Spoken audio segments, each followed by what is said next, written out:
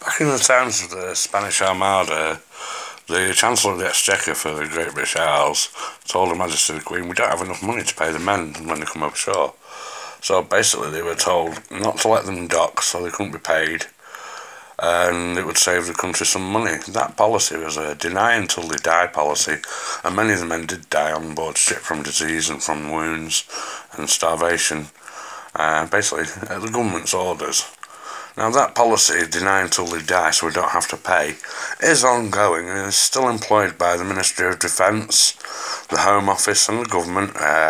You can see it with the asbestos cases and the miners' lung cases. They wait until the majority of the people have died so that nobody has to be paid out. With regards to the armed forces, the majority of the people getting diagnosed with post-traumatic stress disorder now are being diagnosed with secondary conditions that normally they wouldn't have been diagnosed with. Conditions that can be attributed to and have the same traits as PTSD, but can be also labelled as psychosis personality disorders, bipolar, schizophrenia. They're using those so that the Ministry of Defence doesn't have to pay out for their post-traumatic stress disorder. They've done it to me.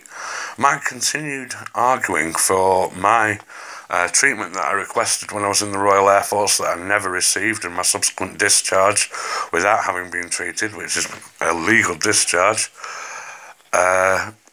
My continued arguing for this and my writing to everybody along the chain of command, from the Royal Air Force to the Prime Minister, Deputy Prime Minister, to Her Majesty the Queen, my writing to hundreds of MPs to say, consider the people within your constituency that have served in the armed forces and have got post-traumatic stress disorder, that are in need of help, that aren't getting it, that are being sent to psychiatric hospitals to sit alongside smackheads, cocaine users, alcoholics and dementia patients.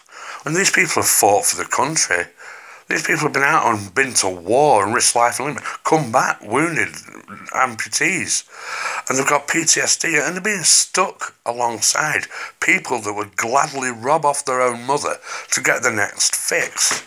I think that's rather sad, and because I wouldn't let this drop, and I said, what have I got to do to get you to do your jobs properly?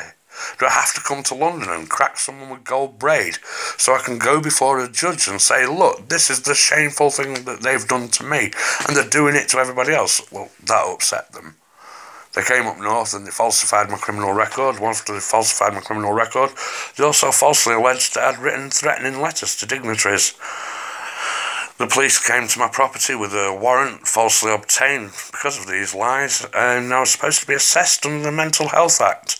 I agreed to answer the questions, but I said that because of the large number of people in my property, that I was feeling a little bit intimidated, and with my PTSD, my answers would reflect the level of intimidation that I was feeling. And the doctor asked if some of the police officers could leave, and instead of leaving, basically, I took 6 elbow strikes to the temple. After each blow, I said, you don't need to do this. And the police sergeant that was there supervising threatened the independent witness, my friend, if you don't shut up and leave, you'll get the same.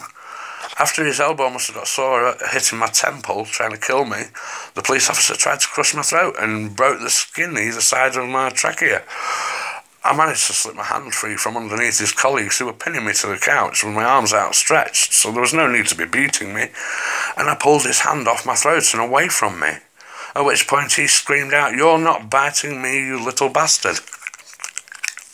Which would have been really hard because I haven't got any teeth, and as you can see, it wouldn't have been much of a bite. Yeah, it wasn't what I intended to do, and he pummeled my face, so much so that my right eyeball is stigmatised, and for 3 months, every time I closed my eyes, all I could actually see was his fist coming towards my face. He then shoved my head down almost between my knees, and struck me twice at the base of the skull. At the top of my spine, there were marks there that were photographed by the hospital. All the wounds I received were photographed by the hospital. And they dragged me out without being assessed and detained me for 2 years under the Mental Health Act. Strangely enough, I needed to be assessed before they could detain me, but they never did assess me. But that fitted in with their plan. Their plan of attack before they came to my property was this 3-stage plan. Stage 1, carry out a rapid assessment. Stage 2, move to a secure location detained under the Mental Health Act. Stage 3, further detain and move to a more secure location. The plan falls on its backside because, quite simply, there are 2 options for stage 1. I could pass the assessment or I could fail the assessment. And when I said that I didn't mind answering the questions, I just felt a little bit intimidated by the number of people in my property. That showed that I was compos mentis and more than likely was going to pass the assessment. So brute force was used. And the elbow strikes to the temple could have killed me, quite simply. I was so relaxed when they hit me, my head went round with each blow. If I hadn't been relaxed, if I'd been struggling and fighting with the police officers, it would have killed me. It didn't. I'm lucky. Other people aren't so lucky. They get told that their son, their daughter, their auntie, their uncle, their brother was fighting with police and they fell and they hit their head and they had marks on the side of the head which in a coroner's court would say, oh, he hit his head on the floor. He was fighting with police, struggling with police. No, he wasn't. He was getting elbow strikes to the temple whilst he was pinned down. Basically, they're using this technique to murder people, and people who basically point out it's wrong that our troops are going out and fighting for their country while these civil servants, these suits, dictate that they can't have their PTSD war pensions. This is wrong. They tried to murder me, to shut me up, because I've written to so many people. Well, I'm not going to be shut up. They failed to murder me. They'll probably try again, but it's not going to stop me from saying our troops, when they come home from conflict or otherwise, deserve better. Why should MPs have ring-fence pensions and civil servants have ring-fence pensions when our guys and girls are made to fight tooth and nail against them to get what they're entitled to? It's wrong. It's about time somebody brought in a degree of justice for people that deserve what they're promised before they go out to war.